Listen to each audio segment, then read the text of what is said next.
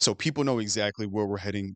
There's no confusion about what these terms mean. Please, for us, define what democratic socialism is. Yeah, for sure.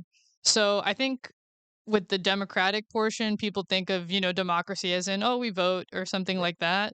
And democratic socialism is basically a political system that takes the idea of democracy where like you have some say over your life and it extends it more broadly into other spheres. So for example, democracy in the workplace, you have a union, you have a say in how your company is run, and you're not at the mercy of, some boss that Right. couldn't care less about you. In your regular life, if you get sick, you have the ability to go to the doctor. That is something that you can do with your own time and without, going bankrupt or going into medical debt. You have homes where if you want to live in an apartment, you can. If you want to live in a house, you can. And you don't have to worry about having a roof over your head.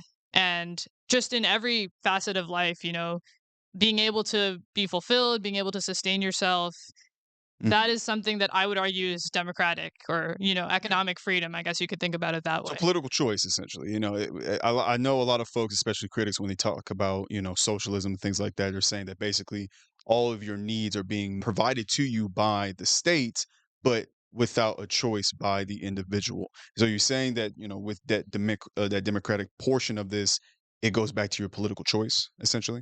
Yeah, I mean, if you think about healthcare, for example, you could say, well, we have choice now because we have all these different providers and we have these different insurance companies and things like that.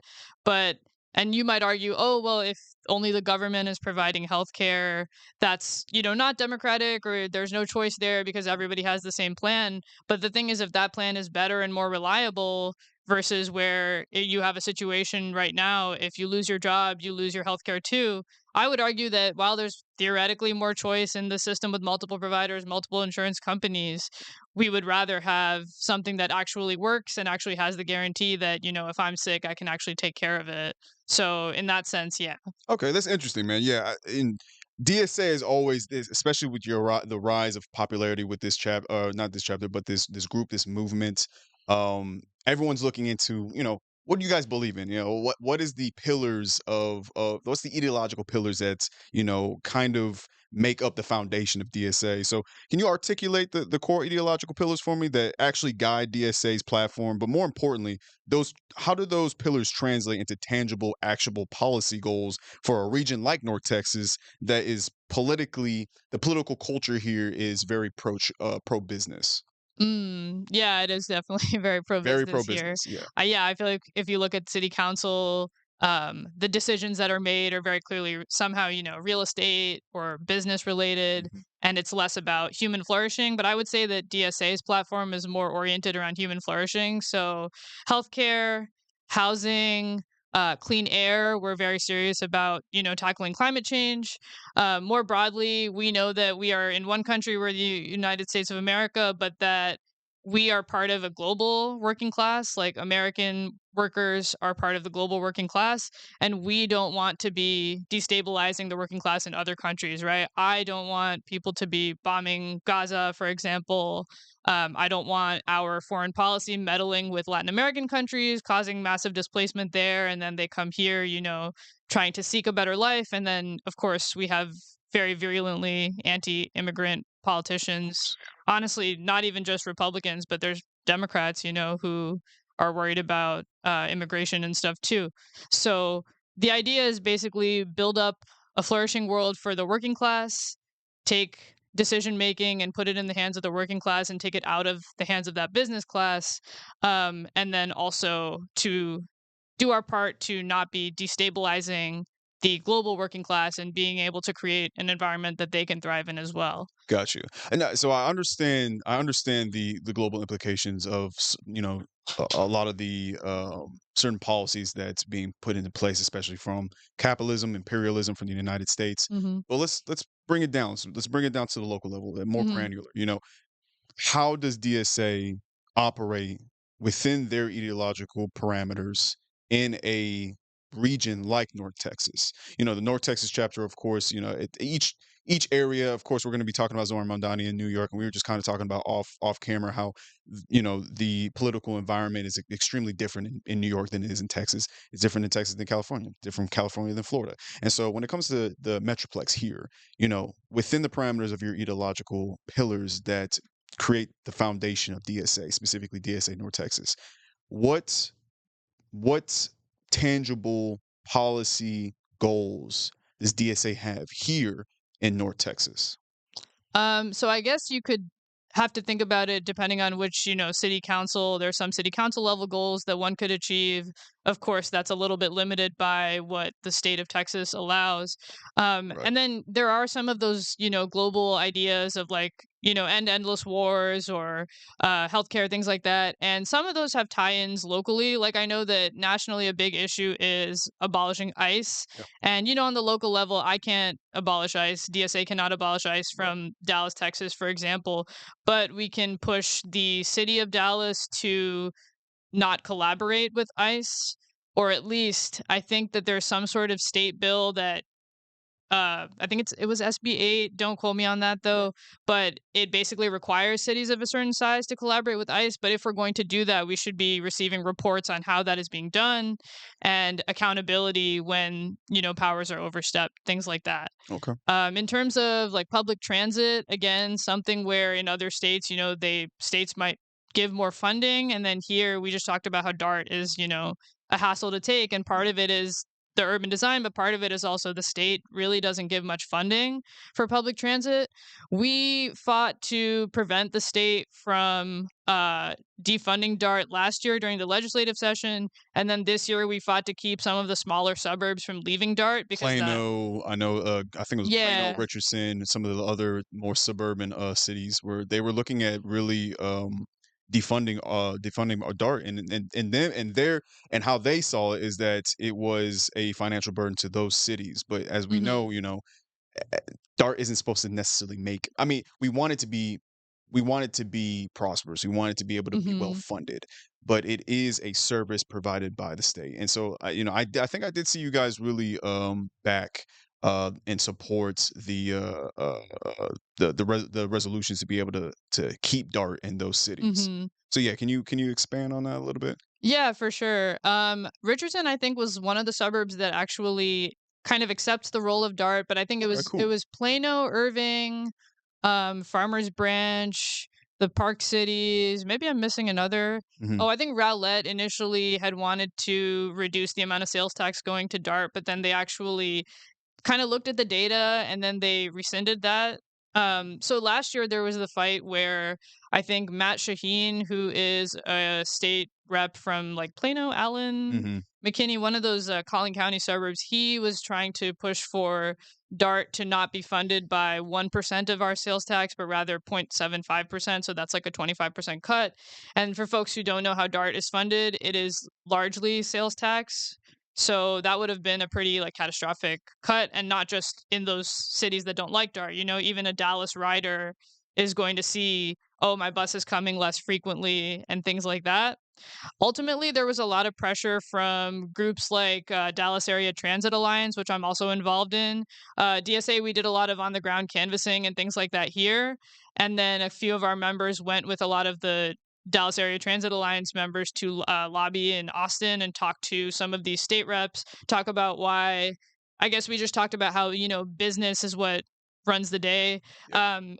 We kind of had to like frame it in a way of this would be bad business to cut DART, Right. which Absolutely. I truly wish that everyone would care about just, the riders and how it would be more convenient for us or something like that. But yeah, we had to sort of make points from a business perspective. And I think that lobbying with the DATA, Dallas Area Transit Alliance, in addition to DSA and other parties, like I think the CEO of DART went down to Austin, Yep. talked about it and all that stuff.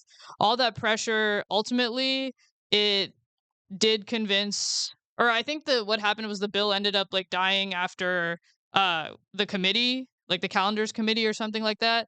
It was kind of crazy because all this pressure, it delayed and delayed and delayed the bill, but you don't really know like if the bill had made it to the full floor, would they have just voted on party lines or something like that? Mm-hmm. It's unclear. So there's a lot of work needs to be done in terms of actually building broad support for public transit, but at least we were able to like stave off that Yeah. really catastrophic cut. Yeah. And then separately this year, a bunch of the suburbs wanted to pull their contributions altogether and leave the system. Ultimately, Plano and Irving chose to not do that election. Actually, same with Farmers Branch. Addison and the Park Cities had those elections, and Highland Park voted to leave, and University Park and Addison voted to stay. And we did a lot of canvassing in all three of those cities. I think University Park's race was pretty close, and thanks to our DSA members canvassing and those from allied organizations. Addison was also really, really strongly in favor of DART.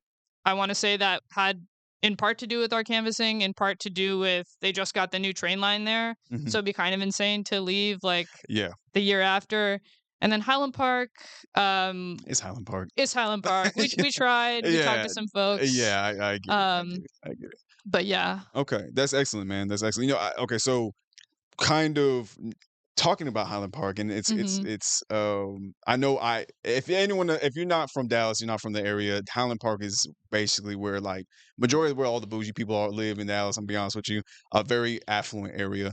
And so, I'm assuming that there was a lot of critics just based upon just the name Democratic Socialism, whenever you were knocking on those doors. And so, real quick, I kind of want to know your kind of your stance and DSA stance when it comes to these type of critiques I'm assuming you guys hear.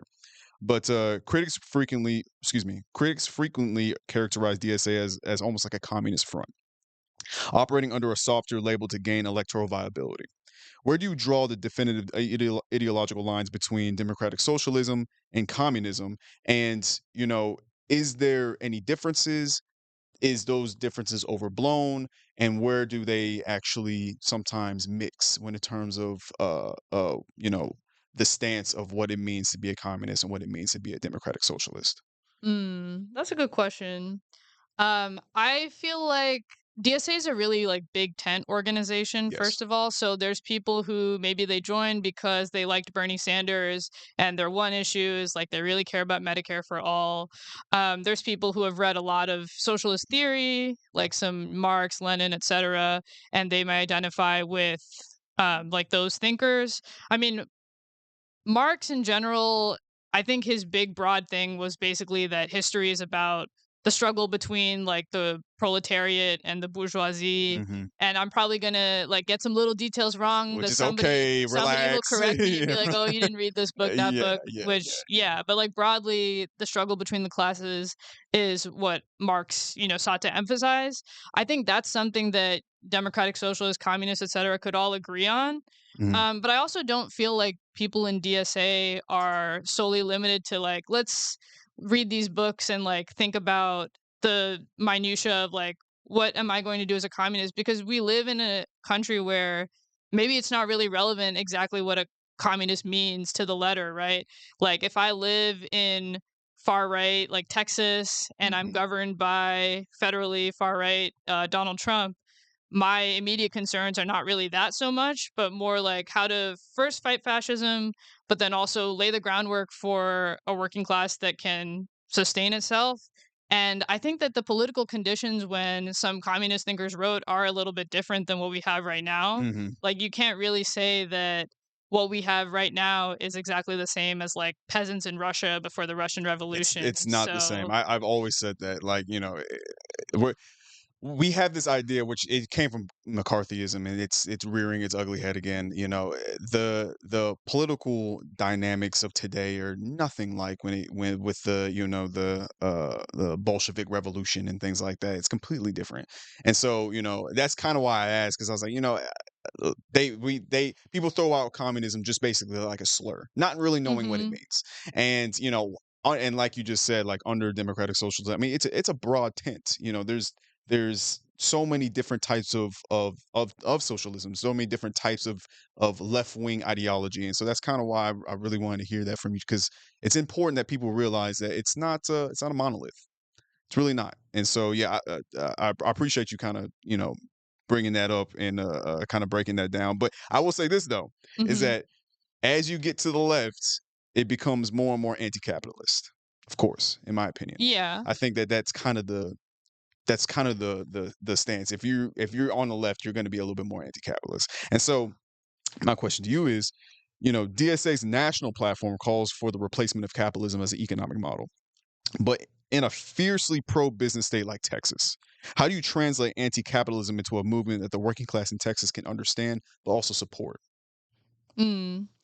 Um, I think it is good to talk about the root causes of these problems. Like, if you talk about housing being unaffordable, there might be some immediate steps that you can do. Like, maybe the city can do some sort of like rental assistance or like home repair programs or things like that. And that's great. That's a good start. Um, but it's also worth it to think about like why is housing so unaffordable? And there are some, more like technocratic, policy based, like detailed reasons. It's like maybe the zoning here doesn't allow enough types of housing to be built. There's stuff like that. But also, when you think about it, like why is something that we all need, which is, a roof over our heads, a place to stay, why is that something that people should make profit off of? Right. And I don't really see a world in which like a capitalist housing system is going to provide for people who are at the very low end of the income spectrum, right? Like, it seems to me that it's going to be a long time before somebody who is a minimum wage employee can, get a one bedroom apartment on their own here. Maybe somewhere else, but not Definitely here. not in So, Dallas. I'll tell you yeah. that much. Yeah, Exactly. So I think it's worth it to talk about issues with capitalism in terms of like a political education perspective, because I want people to be thinking about the root causes and how we can, aim for higher than, just the little like let's fix these zoning issues. Not that that's like a bad thing. of course. So that's why I think it's worth it to bring it up. But we do like in DSA, we don't just, talk about the bigger picture. We also talk about what we can do within the scope of, where we live. Right, right. Excellent. Yeah. Thank you so much. We're going to be right back. We're going to talk a little bit more about strategy when we come back. This is the question I really want to ask you when it comes to, just I know y'all do a ton of canvassing. And so whenever you're speaking to folks, whenever you're knocking on doors in North Texas and tell someone you're a socialist, how do folks react to that, and how do you tailor your messaging to allow socialism to be a little bit more palatable? Mm. Yeah, I guess it depends on the situation. Like, I think when we were canvassing in Addison for Dart versus University Park, maybe in University Park, we tended to be like less, open about it. But, sometimes you'll say, like, I'm with Democratic Socialists of America. And usually, I think when I've, at least maybe other people's experiences could vary, Of course. but when I was talking about transit or something, usually people were fairly focused on that issue. I think maybe one time I saw someone get a flyer and say like Democratic Socialists of America. And my response to that was I've had Republicans, Democrats, and socialists alike tell me that defunding DART is bad. So like it's Right, it's right. a It's a pretty common issue. common it's a Yeah, pretty common issue. yeah. And I think that it honestly is true that people might think democratic socialism means you're some sort of freak or something, but frankly, like there's a lot of issues on which there's common ground. In Wisconsin right now, there's a Democratic Socialist who's leading the polls for the Democratic nominee for governor. And in Wisconsin, you wouldn't think that would happen, but I think one thing that's really propped her up is that she's been very vocal about data centers, and that's something Mhm. that's been eliciting Yes. a lot of concerns from Republicans, Democrats, socialists, independents.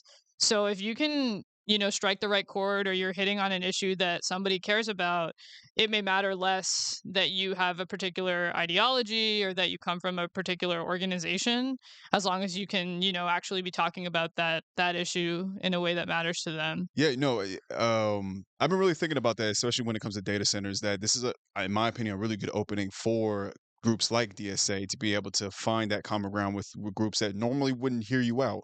Of course, a lot of folks, a lot of communities get bogged down by social issues, but when it comes to a data center that's, poisoning your water and Mhm. poisoning your air, that's being built right next to your community that you've been living there for decades, regardless if you're in the city or if you're out in the rural communities, you're gonna care about that. And so what I'm seeing a lot of times, especially on social media, is that, we're seeing organizing in these rural areas by conservatives.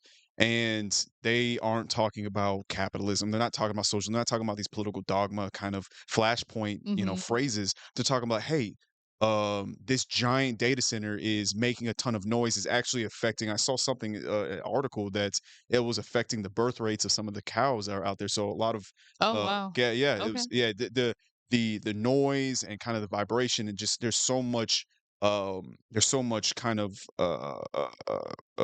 just pollution Yeah. of different types of different ways coming out of these data centers that is affecting it's affecting the groundwater, it's affecting obviously our energy and things of that Yeah, nature, utility bills are going up, utility things like bills. that. Yeah, and Mhm. so, is there been a strategy, maybe not necessarily DSA North Texas, but a strategy by DSA in its totality that are reaching out to certain folks out there in the rural communities and saying, "Hey, like this is what we believe in. Don't don't put too much emphasis on our name. Like this is we can tell you about we can tell you about our ideological, our practices or what we believe in and things like that. But really, what we believe in is fairness for all. And so, and you being able to live in a habitable area, and you being able to own and be and live in a prosperous community. Has there been any type of strategy kind of reaching out to these conservatives, these rural areas and communities that are facing these type of policies and these types of data centers? To my knowledge, like a lot of the organizing around that sort of thing has focused on areas where we are most prominently represented, which does tend to be urban areas. But Right. then, like for example, the North Texas chapter is not just Dallas. It has maybe there's a lot of counties. There's Dallas County, Collin County, um, Simon Rockwall, Kaufman County. Tarrant, Yeah, yeah, like yeah. a lot of these counties are represented under the umbrella of DSA North Texas. So that means that when there's a data center popping up in Fort Worth or something, Fort Worth actually has its own separate DSA chapter, but Okay. maybe people from Dallas or Irving or wherever are going there to support and be at the city council meetings or vice versa. I am not sure about other chapters. I mean, I know that with this Wisconsin example, because it's a statewide race, it's possible that we have, members from DSA chapters or at least supporters of Francesca Hong, who's that candidate, going to rural areas because you can't really win a statewide race without that. Right. I mean, in the long run, I think right now DSA needs to focus on areas where, like, even in this area, we have a long way to go before I would consider us ready to, move forward and organize in rural communities. But that's not to say that I don't want rural organizing to happen. It's just I don't know that I feel that DSA has yet Mm. fully hit its stride in Yeah. this huge, massive metroplex. Like we have about 1,100 members, but that's stretched across all those counties, right? So Right. the density, I feel like we need to get some density up here, and then we'll have more people that we can, send to other places. Yeah, and that's the thing, y'all's popularity has skyrocketed in the past year and a half. Hmm. And so I can see why, like, okay, you're getting all these, a lot of people are like, oh, what do we do next? What do we do next? And a lot of organizing in the background. And so, because of the success of course, Zohran Mamdani's campaign up in New York, his recent electoral success has generated, renewed national attention on democratic socialism in general. Hmm. What specific strategy lessons has DSA North Texas drawn from that campaign? And how are you adapting those tactics to this unique political terrain of the Metroplex? So I think that the tactics that he and the organization more broadly employed, first of all, their ground game, just their ability to It's knock crazy, bro. every door. Yeah. I went, like my parents live in New Jersey, so I was visiting them, and I took the train to New York. I think it was the day that he won his primary election, and I did poll greeting for a few hours. Oh, that's tight. And Yeah, yeah, the cool. whole thing was really well organized. A lot of people came to that, like each and every shift. And it takes a lot of practice to get this well-oiled machine of a field operation. I think that that's something that any campaign anywhere needs to be able to do. Right. So that's something that we want to do. I frankly like DSA North Texas. I don't know that we could run a mayor race Ah, tomorrow, but maybe not. yeah, yeah, we'll start like on the local Yeah, like yeah, city yeah, council, yeah, something yeah. like that. But that big field operation, that's one thing. And then also, I think that he was very good at being focused on a very clear message that is going to deliver something to constituents. Yeah, So he had very simple, like, what is it, fast and free yeah. buses, Affordability. yeah, Yeah. universal childcare, and then freezing the rent, which, are not necessarily things we can do right here because rent control illegal, things like that, Right. in the state of Texas. But yeah, the broader point is people knew that he cared about affordability. The points were so succinct that you could remember them, even if you aren't necessarily super duper political. You remember, oh yeah, that's the freeze the rent guy, right? Right, right, right, right. And that kind of thing sticks with you. And he did something that I think even his like Bernie predecessors who had similar politics weren't able to do exactly. He got younger people to vote. Like when people looked at the Yes. data, it was very clear that more young people were voting than they had in previous elections. And that's really hard to do. Yeah, yeah. No, yeah, that was an amazing race. That's actually what kind of sparked my intrigue within this movement. And so that's kind of why I think that that can be replicated in certain ways across the United States if done correctly. And I know Mhm. here's the thing, Zohran Mamdani is kind of one in a generational politician. I agree. There's a lot of Zohran Mamdanis out there. They may not be ready for that stage, but I think that DSA is has done a good job, at least in New York, to put him in a winning position. And so speaking of Zohran Mamdani, obviously he ran as as a Democrat through the DSA platform. So speaking of which is interesting, a lot of people get confused with that. But there's growing frustration among progressive voters with the Democratic Party establishment. Mhm. How does DSA position itself as a viable alternative or a complementary force for those voters?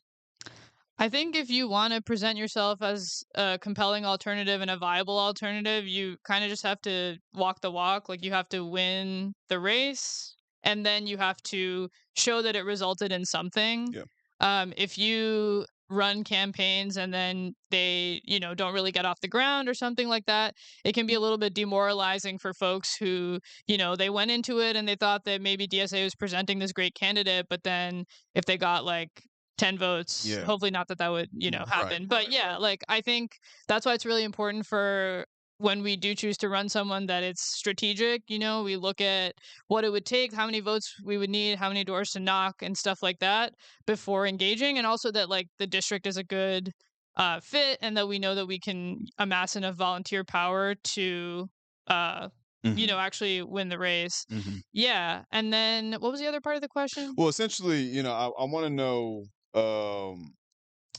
I want to know how y'all present yourself as either a viable option as complementary or as an alternative to the Democratic Party. Mm, The in North Texas, the Democratic Party. This is a I call this like Dallas, for example. I call Dallas a very Democratic. It's a Democratic stronghold, but I'll be honest with you, a lot of its policies are very conservative. It might be because we have a conservative mayor. It's maybe because Dallas is very developer heavy. It's a pro yeah. business city. But it's interesting enough is that a lot of its politicians and I'm in District 30. It's very democratic. It's a democratic stronghold. So you know, operating in these areas in these democratic strongholds, how does DSA or how can DSA present itself as like, hey, you know, you might be frustrated by the Democratic Party. Why is DSA maybe a better option? Mhm. I think one big thing this year in general has just been the ability and the willingness to tell it like it is, to call BS where we see it. I For think sure. that the Democratic Socialist candidates that I've seen have been more willing to do that, while the more traditional ones, they may kind of, beat around the bush, try to thread the needle in a way that will, please some of their voters, but some of their donors at the same time or Yeah. whatever. In terms of like being an alternative to the Democratic Party, I think in the immediate term, I think most people understand that with the two-party system, the most strategic way to hit the largest mass of working class voters is probably to just use that Democratic ballot line. But Right. like there's no requirement to take a certain position if you're on that ballot line, right? Like our political parties are kind of vague nebulous entities in the way that in other countries they may not be. So we can take that ballot line, but we can, make the message our own, be open about democratic socialism and the concrete policies that it stands for. I think if you just kind of say socialism, people don't Yeah. it's not good to just you lead with that, but if you're leading with the things that matter to people, housing, healthcare, uh things like that, childcare. Yeah. Um, and you're willing to say like we have a fascist in the White House and the Democrats are not fighting hard enough. Chuck Schumer needs to go. Things like that. Yeah. I think that that resonates more with people, and then they're more willing to look to you as an alternative. So there's no plan of maybe creating a third party? Um, Not tomorrow. Not tomorrow. Yeah, I would think we would need a little bit more groundwork laid in Yeah. order to do that. Yeah. Historically, I mean, recent third party candidates have platforms that I largely agree with, but I don't know that you're closer to getting the political goals that you want or the policy goals you want if they come up so short on the ballot. Yeah. So yeah, I know that there is pretty broad consensus in DSA. Maybe not every single person, but a lot of people do believe that like ultimately the Democratic Party, even if we did win a bunch of elections and we put like a bunch of socialists in Congress, that the Democratic Party would somehow eventually try to resist that. Yeah. And ultimately there may be a need for like a real like workers party. Right. Right. Yeah. Right. But that's Well, further down the road. further down the road, we'll see. Yeah. Now, my next question is a little bit more about from my perspective of seeing where the who DSA is Mhm. specifically in North Texas, um, with certain groups like I am in South Dallas. It's black and brown. Mhm. It is historically black. Polls have shown that the black community is kind of wary when it comes to embracing socialist policy. It wasn't always like that. Historically speaking, actually, I mean, if you're talking about Fred Hampton, if you're talking about the Black Panther Party, there's been so many different. I mean, Martin Luther King was a socialist. People need to realize that. We are so many different prominent black leaders that led with socialist ideology that were ultimately snuffed out by the government. Mhm. And now it's translated into, in my opinion, a wariness from the black community when it comes to socialist policy, more, I don't want to say anti-capitalist policy, but reimagining what this economic model can do for black people in general. And so when I look at the DSA North Dallas, North Texas, and you can tell me if I'm wrong or not, Mhm. but I don't see a lot of black folk in this chapter. Not saying there's not, but I'm not seeing a lot. And I'm seeing y'all up in Plano, and I'm not saying you were at one of my cleanups in South Dallas, which is great, but the the outreach to black communities, in my opinion, hasn't been the best. And so, with black voters remaining a reliable Democratic constituency, there is a notable skepticism toward the socialist label for black folk. Given that North Texas has a large, diverse, and politically affluent black population, how has your chapter specifically tailored its outreach, its messaging, or coalition building efforts to address this skepticism within the black community?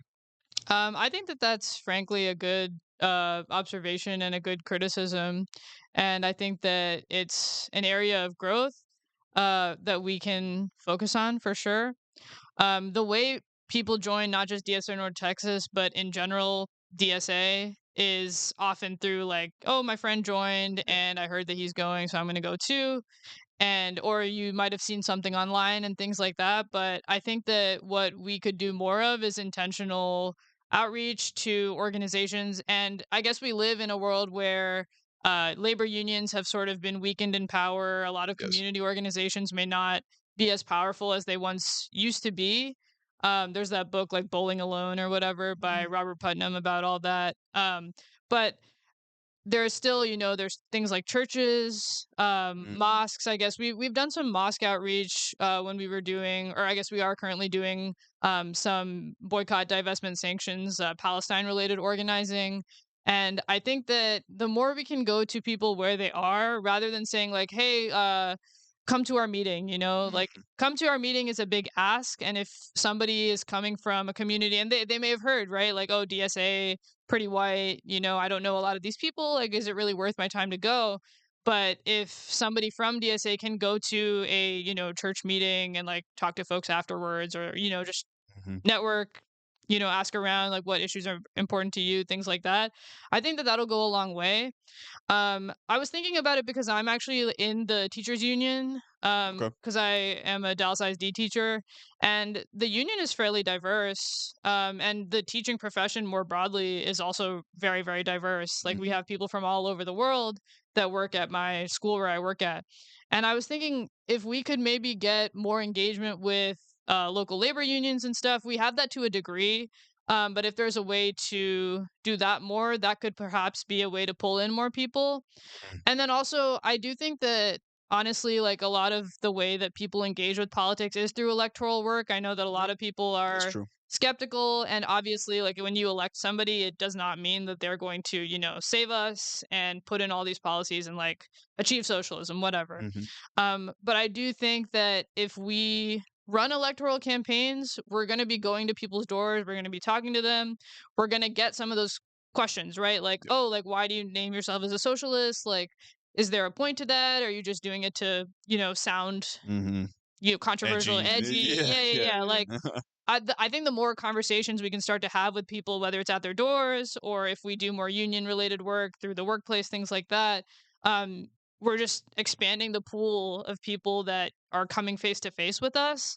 And I think that that's what we need to be doing. Okay. I think there's a tendency with a lot of leftist groups who, and it's not just us, there's like Yeah. a bunch of different No. left groups, Yes. organizing groups that kind Yes. of just organize with each other. Yes. And that's good, like it's better to have 10 groups sending Mhm. people to something than one group, but you also have to push outward and, see all the people that Yes. are not already plugged in. Yeah, and I'm not gonna lie. The A lot of leftist groups, specifically the ones I've dealt with, especially here in North Texas, is that a lot of them are all college educated folks, Mhm. and not everybody out here college educated. And sometimes, I'll be honest with you, sometimes there can be a little bit of a oh, if you haven't read, Capital, or if you haven't read, the manifesto, or if you don't know anything about Leninism, then all of a sudden that, oh, you need to be educated. I don't need to be educated about my potholes not being filled. I don't need to Fair. be Yeah. educated about, displacement in my community. You know what I'm saying? I don't need to know, I don't need to read about there's trap houses on my street and we're trying to get we're trying to get these cats out of here. Like there's Mm. real issues that's happening. I mean, there was a time. I mean, there was one of my neighbors called me up because a lady that she was having a mental health crisis, and she was running around with like she was butt naked with scissors running around and stuff. You know what I'm saying? Like that's real shit that's happening in our neighborhoods, and so it's difficult for us to. I'll be honest with you, take some of these college educated students seriously talking about we need to upend the entirety of, like, say, the police force or whatnot. I'm like, well, am I going to call you? Mm. Who am I gonna call? So like where I see the issue a lot of times with these leftist groups is that you saying that we need to, make these dramatic changes, and there's a lot of big picture type of things that's happening, which is cool. And I know you talked about it, but who's gonna make sure that there's no illegal dumping in my neighborhood? Who's gonna make sure that there's maybe 50% renters in this neighborhood and we need to have more homeowners? How are we going to do that? And so that's kind of where I think that there's that kind of that barrier, I feel like, in a lot of, Yeah. especially in more poor black and brown neighborhoods, where I think that, in my opinion, they're socialists in a way that what they believe in terms of like community and collectivism, but it doesn't come out in political theory. It's just like Mhm. lived experience. So, where have you seen that in your outreach, and where have you tried to bridge that gap between, leftists kind of, like you said, it's a little white, it's a little collegiate, to real issues that's happening in these communities that I don't need to read a book about Karl Marx to figure out what I need to do in my neighborhood. Yeah. I do think, yeah, the best thing that any socialist honestly can do is talk to people who are not Yep. socialists. And it's a little harder to hear about all of those issues when you're talking about something really laser focused like transit, though you do hear about things. Yeah. But yeah, like I think in 2020 when Bernie ran, I canvassed a lot, and that was a good opportunity to hear about what people think is going wrong and what people think is going right. Um, I generally feel like it is interesting to hear, even like at a city council meeting, just like what other people who have come of their own volition. Like if somebody's come from an organization, they maybe have written out a speech and they got this like picture perfect Yeah. set of points, and like I've done that, I've Yep. written out a speech so I like land all the good lines, Yeah, stuff like yeah, that. yeah. But yeah, like it's interesting to see what people think, and I think the only way that we can really like get a diverse perspective is to go and do more of that. Go talk to more people, hear their concerns about something like, "Oh, I heard you guys said abolish the police" or something like Mhm. that. Because it is like I do think it's nice to have some level of theory. It's good to have some level of history and hear about, oh, like this is how the sewer socialists in Wisconsin implemented their plans, and this is how they, filled the potholes, things like that. It's good to know those things, but it is also good to talk to people who are, living those issues. Mhm. Yeah, it's a work in progress. I feel you. I do think that there's just more conversations to be had, more people to be talked to, Mhm. and I'm like I hope that people don't all uniformly think that about DSA, that like everybody in there requires you to read XYZ literature. If you want to read those things, definitely Right. you'll find people who Yeah. want to talk about that stuff with you. But there's a lot of people who are very much into thinking about what we can do, like in terms of a concrete policy perspective. Yeah. So we got both of those things, and I think they're both important. No, that's great, man. Yeah, last question so we can wrap it up. Speaking of local politics, looking ahead to the upcoming municipal cycle that's going to be next year, what is your chapter's electoral strategy? Will DSA North Texas be fielding any slate of candidates? And if so, what specific criteria or political litmus tests must a candidate meet to earn the chapter's endorsement and organizational resources versus simply offering support to a more establishment progressive figure? We're looking into some districts where we think we could run candidates. I don't want to like out anybody No, no, no, I who's know. thinking about it, Yeah, I or got you. but yeah, we definitely do want to engage with this cycle in a capacity that's greater than just picking the least bad one and being like, yeah. All right. Um, because that's I guess how things have been.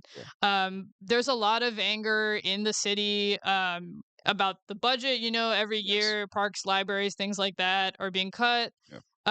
City Hall right now is obviously a hot topic with a seemingly broad opposition to tearing it down, and yet it seems like the council doesn't always, register the needs of uh the Mm-hmm. people. So there's things like that. Also, yeah, streets infrastructure been an issue for a while, still an issue. And then I'm not, I guess it may depend on who knows about Proposition U, but Proposition U, do you know too much about Proposition U? You might. Yes, Yeah, okay. yes, I do. Yeah, that's kind of that's the main reason why, to be honest with you, why we're in a $51 million budget shortfall. Yeah, yeah, Because yeah, if exactly. you want to expand on, you can go ahead. Yeah, Prop U basically was something that the voters passed in November of 2024, and it mandates that half of new revenue is given to the police department, Mhm. and that they have to hire 4,000 police officers. And I like looking into the mind of like somebody voting on that day. I could see maybe they thought like we need more money for police because we need more safety and things like that. But the thing is that this has caused a big budget Yes, debacle. yeah, yeah, I was trying to think of a good word for it because we physically like cannot sustain the other things that we need to pay We for can't, and that at the same and now time. everything else is suffering because of it. Yeah, yeah. And there's already laws in place in Texas saying that you can't defund the police, like you can't move like a dollar from their funding to somewhere else. So we're basically yeah, we're in a pickle. Yes. So there's a lot of different issues and people are starting to see like oh, like declining in infrastructure, declining in parks, libraries, things like that. Yeah. So yeah, hoping to maybe run somebody somewhere that will shed light on those things. I have a couple folks in mind. Couple I do folks. have a couple folks in mind. Interesting, interesting. Yes, ma'am. But and I appreciate it. We're gonna have to wrap it up. But thank you so much. This is Real with O'Neill. This is gonna be on all social media, man. YouTube, TikTok, Instagram, Facebook. Probably gonna have a threads coming up here in a minute. But Miss Brenda, I appreciate it. Yeah, thanks for having me. Of course.